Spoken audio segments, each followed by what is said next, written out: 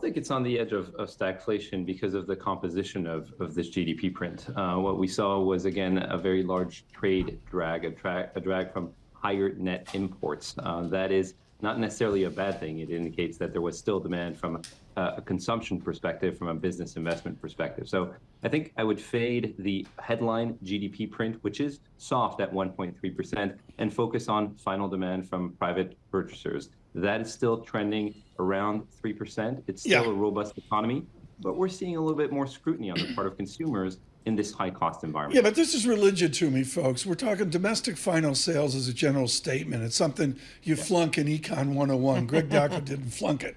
But the answer is you peel out exports, you peel out the noise, maybe you peel out the silliness of inventory dynamics, and you got a run rate in America that Paul Sweeney sees every weekend of like a 3% GDP, right, Greg?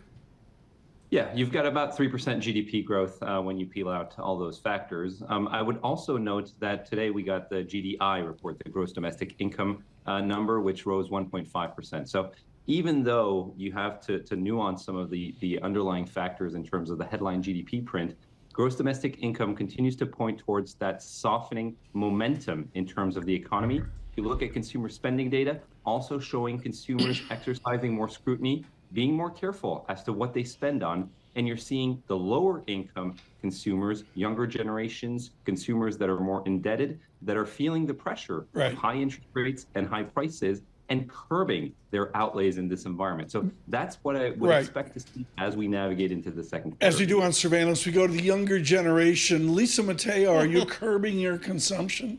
I'm trying my very best. It's just not failing, working out going very down well. in flames at it. Thank you. That's the last time we'll speak to the younger generation today. Paul. Hey, Greg, talk to us about kind of your view of the consumer here. I'm just looking at some Kohl's numbers that came in weaker than expected. Target was also a little bit weak, but Walmart was okay. So, I mean, how are you guys viewing the consumer out there?